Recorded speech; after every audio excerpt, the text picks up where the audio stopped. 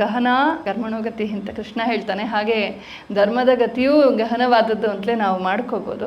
ಈ ಧರ್ಮ ಅಂತನ್ನುವ ಒಂದು ಕಲ್ಪನೆ ಏನಿದೆ, ವ್ಯಷ್ಟಿ ಮತ್ತು ಸಮಷ್ಟಿ ಎರಡೂ ನೆಲೆಯಲ್ಲಿ ನೋಡ್ತಾ ಹೋಗಬೇಕಾಗತ್ತೆ. ಅದಕ್ಕೆ ಋತಪ್ರಜ್ಞೆ ತುಂಬ ಬೇಕು. ಈ ಪುಸ್ತಕದಲ್ಲೂ ಕೂಡ ಅದನ್ನು ಅವರು ಟಚ್ ಮಾಡಿದ್ದಾರೆ. ಆ ಋತುವು ವಾಚಿಕ ರೂಪವನ್ನು ತಾಳಿದಾಗ ಅದು ಸತ್ಯವಾಗತ್ತೆ. ಅದೇ ನಮ್ಮ ಜೀವನದಲ್ಲಿ ನಾವು ಅದನ್ನು ಕ್ರಿಯಾರೂಪಕ್ಕೆ ತಂದಾಗ ಧರ್ಮ ಅಂತ ಅನಿಸ್ಕೊಳತ್ತೆ. ಋತಸತ್ಯ ಧರ್ಮಗಳು ಮೂರೂ ಧರ್ಮದ ರೂಪಗಳೇ ಅಂತ ಅಲ್ಲಿ ತುಂಬ ಚೆನ್ನಾಗಿ ಹೇಳ್ತಾರೆ.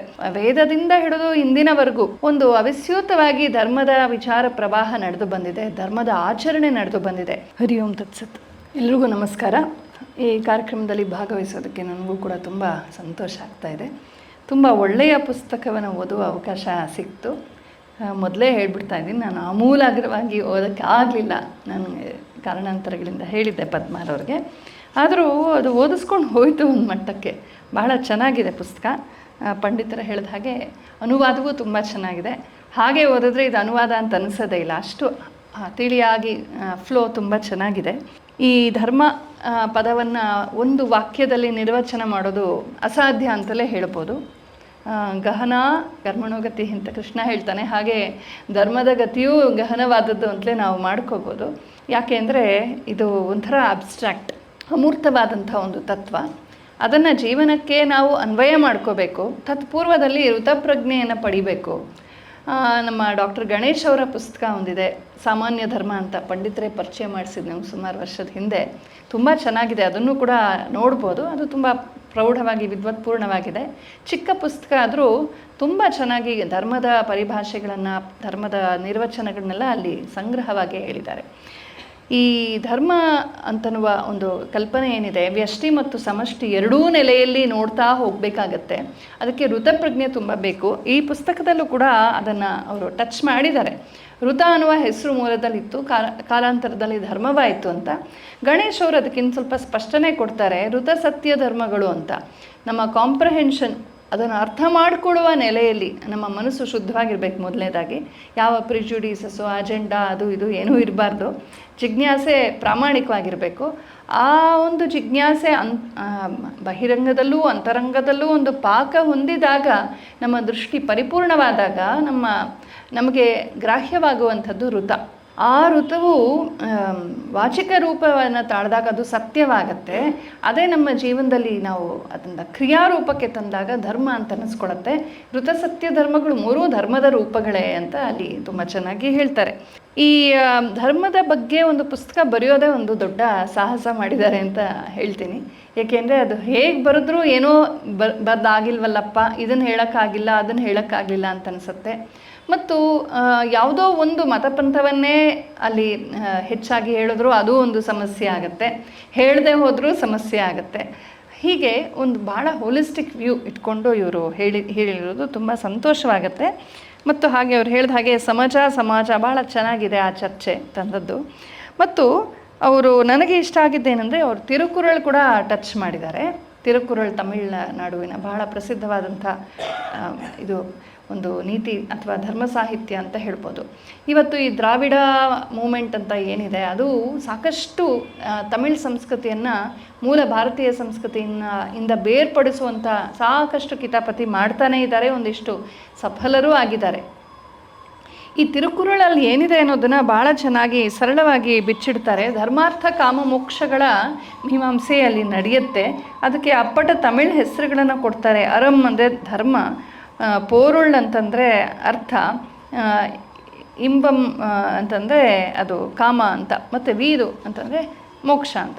ಹೀಗೆ ಧರ್ಮಾರ್ಥ ಕಾಮ ಮೋಕ್ಷಗಳ ಚರ್ಚೆಯೇ ಅಲ್ಲಿ ಆಗಿರುವಂಥದ್ದು. ಅಲ್ಲಿ ಬರುವಂಥ ಧರ್ಮದ ಒಂದು ಹಲವಾರು ಮಾತುಗಳೇನಿದೆ ಅದನ್ನೆಲ್ಲ ತುಂಬ ಸಂಗ್ರಹವಾಗಿ ಹೇಳ್ತಾರೆ. ಅವುಗಳನ್ನು ಗಮನಿಸಿದಾಗ ವೇದದಿಂದ ಹಿಡಿದು ಇಂದಿನವರೆಗೂ, ಪ್ರಾಜ್ಞರ ಅನುಭೂತಿಯವರೆಗೂ, ಅಲ್ಲಿಂದ ಇಲ್ಲಿಯವರೆಗೂ ಒಂದು ಅವಿಸ್ಯೂತವಾಗಿ ಧರ್ಮದ ವಿಚಾರ ಪ್ರವಾಹ ನಡೆದು ಬಂದಿದೆ, ಧರ್ಮದ ಆಚರಣೆ ನಡೆದು ಬಂದಿದೆ.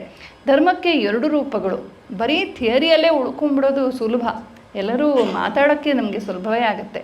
ಅನ್ವಯ ಮಾಡಿದಾಗ ಜೀವನದಲ್ಲಿ ಆಗ ಅದೇ ಕ್ಷಮೆ, ಅದೇ ದಯೆ, ಅದೇ ಪ್ರೀತಿ, ಅದೇ ಔದಾರ್ಯ ದೊಡ್ಡ ಚಾಲೆಂಜ್ ಆಗಿಬಿಡತ್ತೆ. ಹಾಗಾಗಿ ಎರಡೂ ನೆಲೆಯಲ್ಲಿ ಈ ಧರ್ಮವನ್ನು ಆಚರಿಸಬೇಕು. ಇವರು ಅದನ್ನು ಚೆನ್ನಾಗಿ ಹೇಳ್ತಾರೆ. ಹೇಗೆ ಒಂದು ಆಯತನ ಬೇಕು ಅಂತ. ನಾನು ಸಿಂಪಲಾಗಿ ಹೇಳೋದಾದರೆ ನಂಗೆ ನೀರು ಬೇಕು ಅಂದರೆ ಆ ಬಾಟ್ಲು ಬೇಕಾಗತ್ತೆ. ಹಾಗೆ ಒಂದು ಬಾಟ್ಲ್, ಅದಕ್ಕೆ ಒಂದು ವೆಹಿಕಲ್, ಅದನ್ನು ಹಿಡಿಯುವಂಥ ಒಂದು ಸಂಸ್ಕೃತಿಯ ಶುಗರ್ ಕೋಟಿಂಗ್ ಅಂತ ಏನು ಹೇಳ್ತೀವಿ ಅದು ಬೇಕಾಗತ್ತೆ ನಮಗೆ. ಹಾಗಾಗಿ ಒಂದನ್ನು ಬಿಟ್ಟು ಇನ್ನೊಂದಿಲ್ಲ. ಕೇವಲ ವಿಚಾರ ಮಟ್ಟದಲ್ಲಿ ಧರ್ಮ ಉಳಿದ್ರೂ ಕಷ್ಟ. ಅದು ಕೇವಲ ತತ್ವ ಜಿಜ್ಞಾಸೆಗಾಯಿತು. ಆದರೆ ಜೀವನದಲ್ಲಿ ಅನ್ವಯಕ್ಕೇನಾಯಿತು? ಅನ್ವಯದಲ್ಲೂ ಬೇಕಲ್ವಾ? ಹಾಗೆ ಅನ್ವಯದಲ್ಲಿ ಎಲ್ಲವೂ ಇದ್ದು ಅದರ ಅರ್ಥದ ಕಡೆ ಗಮನ ಇಲ್ಲದೆ ಹೋದರೆ ಶ್ರೇಯೋ ಹಿ ಜ್ಞಾನಂ ಅಭ್ಯಾಸಾತ್ ಅಂತ ಶ್ರೀಕೃಷ್ಣ ಹೇಳ್ತಾನೆ. ಕೇವಲ ಅಭ್ಯಾಸಕ್ಕಿಂತ ತಿಳಿದು ಮಾಡೋದು ವಾಸಿ. ಆದರೆ ಜ್ಞಾನಾತ್ ಧ್ಯಾನಂ ವಿಶಿಷ್ಯತೆ, ಇನ್ನೂ ಒಳಹೊಕ್ಕು ಅಂತರ್ದೃಷ್ಟಿ ಬೆಳೆಸ್ಕೊಂಡು ತತ್ವದ ಕಡೆಗೆ ತೈಲಧಾರೆಯಂತೆ ಹೋಗುವ ಧ್ಯಾನ ಇನ್ನೂ ಶ್ರೇಷ್ಠ. ಇದಿಷ್ಟು ಆದಮೇಲೆ ನಾನು ಮಾಡಿದೆ, ನಾನು ಧ್ಯಾನ ಮಾಡಿದೆ, ನಾನು ಧರ್ಮಿಷ್ಠ, ನಾನು ಹಾಗೆ ಹೀಗೆ ಅಂತ ಆ ನಾನು ಅನ್ನೋದೇ ಮತ್ತೆ ಕೂಗಾಡ್ತಿರುತ್ತಲ್ಲ. ಧ್ಯಾನಾತ್ ಕರ್ಮ ಫಲತ್ಯಾಗ ಅಂತ ಹೇಳ್ತಾನೆ. ಆ ಭೋಕ್ತೃ ಭಾವಗಳನ್ನು ಬಿಟ್ಟು ಪರಮಾತ್ಮನಲ್ಲಿ ಸಮರ್ಪಿಸಿ ನಾವು ಇಲ್ಲವಾಗುವಂತಿದೆಯಲ್ಲ, ಅದು ತ್ಯಾಗ ಚಾಂತಿರ ನಂತರಂ ಅಂತ ಶ್ರೀಕೃಷ್ಣ ಅಲ್ಲಿ ಬಹಳ ಚೆನ್ನಾಗಿ ಹೇಳ್ತಾನೆ. ಇವರು ಇನ್ನೊಂದು ಮಾತನ್ನು ಹೇಳ್ತಾರೆ, ಧರ್ಮ ಅಥವಾ ಸಂಸ್ಕೃತಿ, ಸಂಸ್ಕೃತಿಯ ಬಗ್ಗೆ ಹೇಳ್ತಾ ಇದರ ಮೂಲ ಎಲ್ಲಿ ಅಂತ ಹೇಳೋದು ತುಂಬ ಕಷ್ಟ ಅಂತ. ತುಂಬ ನಿಜ. ಅವ್ರು ಕೊಡೋ ಉದಾಹರಣೆ ಕೂಡ ಚೆನ್ನಾಗಿದೆ. ಗಂಗಾ ನದಿಯ ಉದಾಹರಣೆಯನ್ನು ಕೊಡ್ತಾರೆ.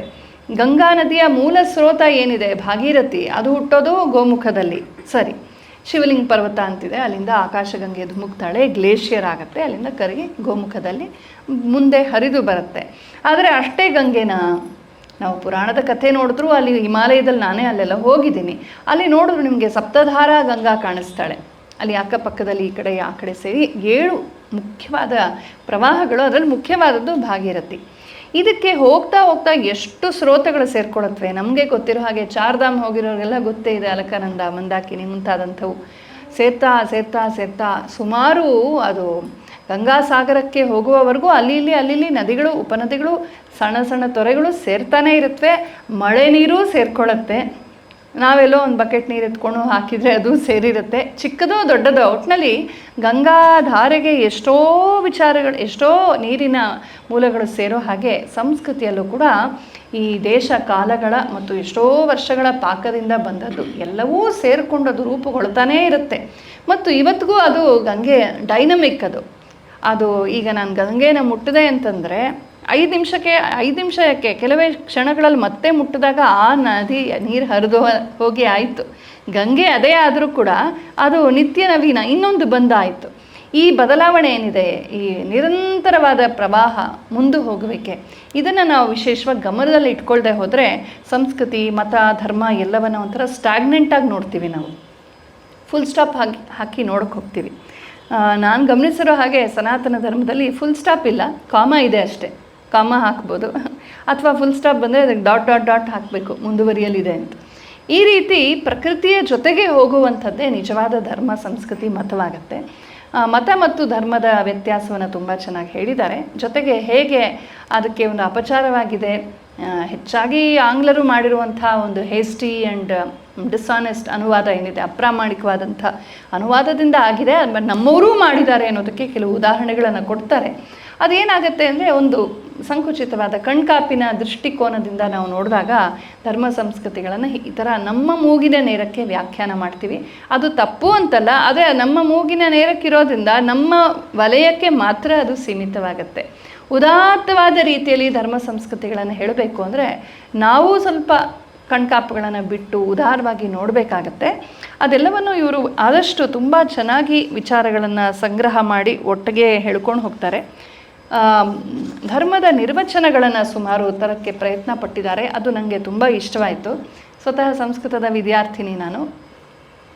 ಯಾವುದೇ ಪದವನ್ನು ನಾವು ವಿಶ್ಲೇಷಣೆ ಮಾಡೋ ಮುಂಚೆ ಆ ಪದ ಎಲ್ಲಿ ಬಂತು, ಯಾರು ಹುಟ್ಟಿಸಿದ್ರು, ಯಾಕೆ ಹುಟ್ಟಿಸಿದ್ರು, ಅದರ ಉದ್ದೇಶ ಏನು, ಅದರ ಅನ್ವಯ ಏನು ಅಂತ ತಿಳ್ಕೊಳ್ಳದೆ ನಮಗೆ ತೋಚಿದ ಹಾಗೆ ಹೇಳೋದು ತುಂಬ ತಪ್ಪಾಗತ್ತೆ. ಆ ದೃಷ್ಟಿಯಿಂದ ಈ ಎಲ್ಲ ಪದಗಳು ಸಂಸ್ಕೃತ ಮೂಲ ಪದಗಳು, ಈ ಸಂಸ್ಕೃತ ಮೂಲ ಅಲ್ಲದೆ ಶಾಸ್ತ್ರ ಮೂಲ ಪದಗಳು. ಹಾಗಾಗಿ ಶಾಸ್ತ್ರಕ್ಕೂ ಸಂಸ್ಕೃತಕ್ಕೂ ಹೋಗಿ ಮೂಲಾರ್ಥ ಏನು, ಅದರ ಮೂಲ ಧಾತು ಏನು, ಅದಕ್ಕೆ ಹೇಗೆ ಪ್ರತ್ಯಯಗಳು ಸೇರಿದ್ವು, ಯಾವ ಅರ್ಥದಲ್ಲಿ ಸೇರಿದ್ವು, ಮುಂದೆ ಅದಕ್ಕೆ ಹೇಗೆ ಆಯಾಮಗಳು ಬೆಳೆದ್ವು, ಇದನ್ನು ನೋಡದೆ ಹೋದರೆ ಅಪ್ರಾಮಾಣಿಕವಾಗತ್ತೆ. ಆ ದೃಷ್ಟಿಯಿಂದ ನಮ್ಮ ಧರ್ಮದ ಒಂದು ಜಿಜ್ಞಾಸೆಗೆ, ಸನಾತನ ಧರ್ಮದ ಬೌದ್ಧ, ಜೈನ, ಸನಾತನ ಭಾರತ ಮೂಲದ ಯಾವುದೇ ಮತಪಂಥಗಳ ಜಿಜ್ಞಾಸೆಗೆ ಬಹುಮಟ್ಟಿಗೆ ಸಂಸ್ಕೃತ ಭಾಷೆ ಮತ್ತು ಶಾಸ್ತ್ರಗಳು ಬಹಳ ಮುಖ್ಯ ಅಂತ ಅನಿಸ್ಕೊಳತ್ವೆ. ಶಾಸ್ತ್ರಜ್ಞಾನ ಇಲ್ದಿರೆ, ಸಂಸ್ಕೃತ ಗೊತ್ತಿಲ್ಲದ್ರೆ ಮೋಕ್ಷ ಸಿಕ್ಕಲ್ವನ? ಮೋಕ್ಷ ಸಿಕ್ಕತ್ತೆ, ಆದರೆ ಧರ್ಮದ ಜಿಜ್ಞಾಸೆ ಸರಿಯಾಗಿ ನಡೆಯಲ್ಲ. ಧರ್ಮಾರ್ಥ ಕಾಮಗಳು ಈ ಪ್ರಪಂಚದ ನೆಲೆಯಲ್ಲಿ ನಡಿಬೇಕಲ್ಲ. ಮೋಕ್ಷ ಅನ್ನೋದು ಅಂತರಂಗದ ಪಾಕದಲ್ಲಿ ಬರುವಂಥದ್ದು, ಅನುಭೂತಿ ಬೇರೆ. ಹಾಗಾಗಿ ಅದನ್ನು ಅವರು ಮಾಡಿದ್ದಾರೆ. ಅವರು ಸ್ವತಃ ಸಂಸ್ಕೃತ ವಿದ್ವಾಂಸರು ಏನೋ ಗೊತ್ತಿಲ್ಲ, ಆದರೆ ಅವರು ಭಾಳ ಚೆನ್ನಾಗಿ ಮೂಲಗಳಿಂದ ತೆಗೆದು ಯಾವ್ಯಾವುದು ನಮಗೆ ಬಹಳ ಮುಖ್ಯ ಅಂತ ಅನಿಸುತ್ತೋ ಆ ಆಧಾರಗಳನ್ನೆಲ್ಲ ತುಂಬ ಚೆನ್ನಾಗಿ ಹೆಣೆದು ಮಧ್ಯೆ ಮಧ್ಯೆ ಇತರ ನಮಗೆ ಅರ್ಥ ಆಗುವಂಥ ಬಹಳ ಸರಳವಾದಂಥ ಉದಾಹರಣೆಗಳನ್ನು, ದಿನನಿತ್ಯಕ್ಕೆ ಬೇಕಾಗುವಂಥ ಉದಾಹರಣೆಗಳನ್ನ ಕೂಡ ಸೇರಿಸ್ಕೊಂಡು ಅದನ್ನು ಬಹಳ ಚೆನ್ನಾಗಿ ಹೇಳ್ಕೊಂಡು ಹೋಗಿದ್ದಾರೆ. ಸಂಸ್ಕೃತಿಯ ಬಗ್ಗೆ ಪ್ರಾರಂಭದಲ್ಲಿ ಹೇಳ್ತಾ ಅವರು ಪ್ರಕೃತಿ, ವಿಕೃತಿ, ಸಂಸ್ಕೃತಿ ಅನ್ನೋ ಪದಗಳನ್ನೆಲ್ಲ ಬಳಸ್ತಾರೆ. ಇದನ್ನೆಲ್ಲ ನಾವು ಸಾಕಷ್ಟು ಕೇಳಿರ್ಬೋದು. ನಮ್ಮ ಪೂಜ್ಯ ಸ್ವಾಮಿ ಹರ್ಷಾನಂದರು ಕೂಡ ಹೇಳೋರು, ಒಂದು ಕಲ್ಲಿದ್ದರೆ ಅದು ಪ್ರಕೃತಿ, ತನ್ನ ಪಾಡಿಗೆ ತಾನಿದೆ, ಅದಕ್ಕೊಂದು ಆಕೃತಿ ಇದೆ, ಒಂಥರ ಅಬ್ಸ್ಟ್ರಾಕ್ಟಾಗಿರ್ಬೋದು, ಆದರೆ ಒಂದು ಆಕೃತಿ ಇದೆ. ಅದನ್ನೊಂದು ಶಿಲ್ಪಿಯ ಕೈಯಲ್ಲಿ ಕೊಟ್ಟರೆ ಅದಕ್ಕೊಂದು ಸುಂದರವಾದ ರೂಪ ಕೊಡ್ತಾನೆ, ಅಥವಾ ಇರುವ ರೂಪವನ್ನು ಚಿಸಲ್ ಆಫ್ ಮಾಡ್ತಾನೆ. ಆ್ಯಕ್ಚುಲಿ ಅದೇನು ಕೊಡಲ್ಲ ರೂಪ, ಅದರಲ್ಲೇನೋ ರೂಪವನ್ನು ಗುರುತಿಸಿ ಬೇಡದ ಅಂಶಗಳನ್ನು ತೆಗೆದಾಗ ಅದೊಂದು ಸುಂದರ ರೂಪವಾಗಿ ಕಾಣಿಸುತ್ತೆ. ಅದು ಸಂಸ್ಕೃತಿ. ಅದು ಇನ್ಯಾರೋ ವ್ಯಕ್ತಿಯ ಕೈಲಿ ಕೊಟ್ಟರೆ ಅವನು ಅದನ್ನು ಕೆಳಗೆ ಅಪ್ಪಳಿಸ್ತಾನೆ, ಅದು ಪುಡಿ ಪುಡಿ ಆಗುತ್ತೆ, ಅದು ವಿಕೃತಿ. ವಿಕೃತಿ ಅಂದರೆ ಚೇಂಜ್ ಅಂತಷ್ಟೇ ಅರ್ಥ. ಹಾಗಾಗಿ ವಿಕೃತಿ, ಆಕೃತಿ, ಸಂಸ್ಕೃತಿ, ಪ್ರಕೃತಿ ಈ ಪದಗಳ ಮೂಲಕ್ಕೆ ಹೋಗಿ ಒಂದು ಸಣ್ಣ ವಿಶ್ಲೇಷಣೆಯನ್ನು ಮಾಡ್ತಾರೆ. ಈ ರೀತಿ ನಾವು ಪದಗಳ ಒಳಹೊಕ್ಕು ಮತ್ತು ಆ ಪದಗಳನ್ನು ಯಾವ ಕಾಂಟೆಕ್ಸ್ಟಲ್ಲಿ ಎಲ್ಲಿ ಬಳಸಲಾಗಿದೆ, ಯಾರು ಬಳಸಿದ್ದಾರೆ, ಯಾಕೆ ಬಳಸಿದ್ದಾರೆ, ಎಲ್ಲೆಲ್ಲಿ ಬಳಸಿದ್ದಾರೆ, ಯಾವ್ಯಾವ ವ್ಯತ್ಯಾಸವನ್ನು ಇಟ್ಕೊಂಡು ಬಳಸಿದ್ದಾರೆ, ಸಂದರ್ಭ ಏನು, ದೇಶ ಕಾಲಗಳೇನು, ಇದನ್ನೆಲ್ಲ ನಾವು ಮನಸ್ಸಲ್ಲಿ ಇಟ್ಕೋಬೇಕಾಗತ್ತೆ. ನೋಡಿ, ಈಗ ಸಂಪ್ರದಾಯ ಅಂತ ತುಂಬ ಒಳ್ಳೆ ಪದ ಇದೆ ಅಲ್ವಾ? ಸಮ್ಯಕ್ ಪ್ರಕೃಷ್ಟೇನ ದೀಯತೆ ಅಂತ, ಅದು ತುಂಬ ಚೆನ್ನಾಗಿ, ದಾಯ ಅಂದರೆ ಭಾಗ ಅಂತ, ಶೇರ್ ಅಂತ ಚೆನ್ನಾಗಿ ಅದು ಮೊದಲಿಂದ ಕೊಡ್ತಾ ಕೊಡ್ತಾ ಶೇರ್ ಮಾಡಿಕೊಂಡು ಪೀಳಿಗೆಯಿಂದ ಪೀಳಿಗೆ ನಮಗ್ವರೆಗೂ ಬಂದಿದೆ ಅನ್ನೋ ಒಳ್ಳೆಯ ಅರ್ಥ ಇದೆ. ಆದರೆ ನೀವು ನಮ್ಮ ಹಿಂದಿ ಚಾನೆಲ್ಸಲ್ಲೆಲ್ಲ ನೋಡಿರ್ಬೋದು, ಸಾಂಪ್ರದಾಯಿಕತಾ ಸೇ ದೂರ ರೆಹನಾ ಚಾಹಿಯೆ ಅಂತ ಬಳಸ್ತಾರೆ ಅಲ್ವಾ? ಸಾಂಪ್ರದಾಯಿಕತಾ ಅಂದರೆ ಅವ್ರ ಪ್ರಕಾರ ಮತೀಯತೆ.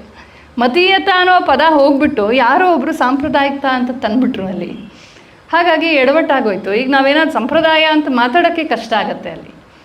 ಈಗ ಧರ್ಮ ನಿರಪೇಕ್ಷ ಅಂತ ಮಾಡಿಕೊಡ್ಸಿದಾರಲ್ಲ, ಮತ ನಿರಪೇಕ್ಷ ಅಂತ, ನಿರಪೇಕ್ಷ ಅಂತ ಹೇಳೋ ಬದಲು ಒಂದು ಸಮಾನತೆ ಬೇರೆ ಏನೋ ಪದ ಬಳಸಬೇಕಾಗಿತ್ತು. ಪದಗಳು ವ್ಯತ್ಯಾಸವಾದಾಗ ಆ ಪದ ಅನ್ನೋದು ಯಾವುದೋ ಒಂದು ದೊಡ್ಡ ಕಾನ್ಸೆಪ್ಟ್ಗೆ ಅಥವಾ ಯಾವುದೋ ಒಂದು ಸತ್ಯಕ್ಕೆ ಕೀಲಿಕೈ ಆಗಿರುತ್ತೆ. ಆ ಪದವನ್ನು ಕಳ್ಕೊಂಡ ತಕ್ಷಣ ಆ ಕಾನ್ಸೆಪ್ಟ್ ಕೂಡ ನಮಗೆ ಡಿಸ್ಟಾರ್ಟೆಡ್ ಆಗಿಬಿಡುತ್ತೆ. ಹಾಗಾಗಿ ಇವರು ಆ ಪದಗಳ ಮೂಲ ಏನು, ಹೇಗೆ ಬಂದು ಅವನ್ನೆಲ್ಲ ತುಂಬ ಚೆನ್ನಾಗಿ ಹೇಳಿದ್ದಾರೆ.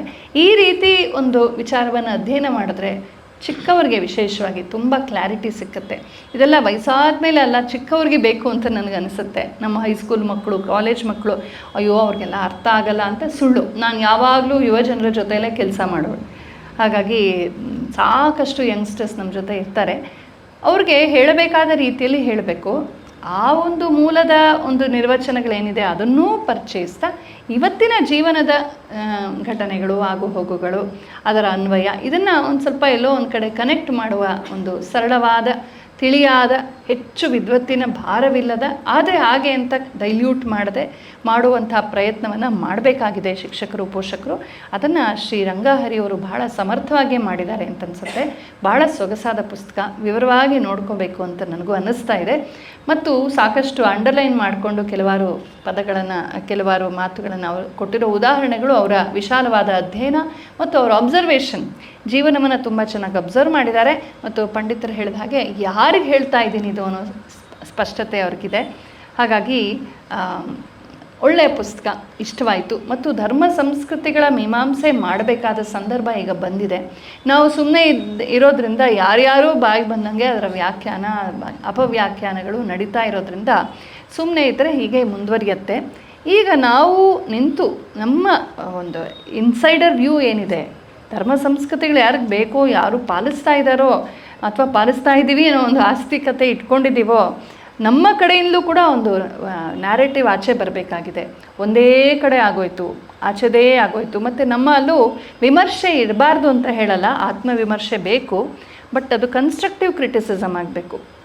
ನಮ್ಮಲ್ಲಿ ಬರೀ ದೋಷನೇ ನೋಡ್ಕೊಂಡು ನಾವು ಸರಿ ಇಲ್ಲ, ನಾವು ಸರಿ ಇಲ್ಲ, ನಾವು ಸರಿ ಇಲ್ಲ, ನಾವು ಸರಿ ಇಲ್ಲ ಅಂತ ಹೇಳಿ ಅದೊಂಥರ ಕೀಳರಿಮೆಗೆ ಹೋಗಿ ನಮ್ಮ ಬಗ್ಗೆ ನಮಗೆ ಡಿಸ್ಗಸ್ಟ್, ಜಿಗುಪ್ಸೆ ಮೂಡುವಂಥ ಹಂತಕ್ಕೆ ಹೋಗಬಾರ್ದು.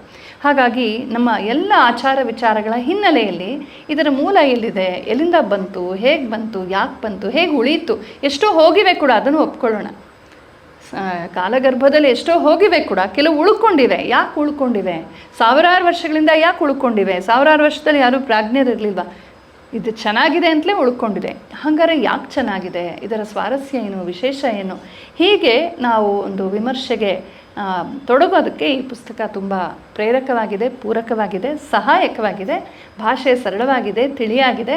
ಆದರೆ ಕೊಟ್ಟಿರುವಂಥ ಮೂಲಗಳೆಲ್ಲ ಒಳ್ಳೆಯ ಶಾಸ್ತ್ರ ಮೂಲಗಳಿಂದ ಸುಮಾರು ವಿಚಾರಗಳನ್ನು ಹೇಳಿದ್ದಾರೆ. ನಮ್ಮ ದೈನಂದಿನ ಜೀವನಕ್ಕೆ ಹತ್ತಿರವಾದಂಥ ಉದಾಹರಣೆಗಳನ್ನು ಕೊಟ್ಟಿದ್ದಾರೆ. ಒಳ್ಳೆ ಟೀಚರ್ ಅವರು ಅಂತ ಅನಿಸುತ್ತೆ. ಇಂಥವರು ಪಾಠ ಮಾಡಿದ್ರೆ ಕ್ಲಾಸಲ್ಲಿ ಬಹಳ ಇಷ್ಟ ಆಗುತ್ತೆ, ಸ್ಪಷ್ಟತೆ ಸಿಕ್ಕತ್ತೆ. ಹಾಗಾಗಿ ಪದ್ಮಾರವರು ಈ ಪುಸ್ತಕವನ್ನು ಪರಿಚಯ ಮಾಡಿಸೋದಕ್ಕೆ ವಿಶೇಷ ಧನ್ಯವಾದಗಳನ್ನು ಹೇಳ್ತೀನಿ. ನಮಸ್ಕಾರ.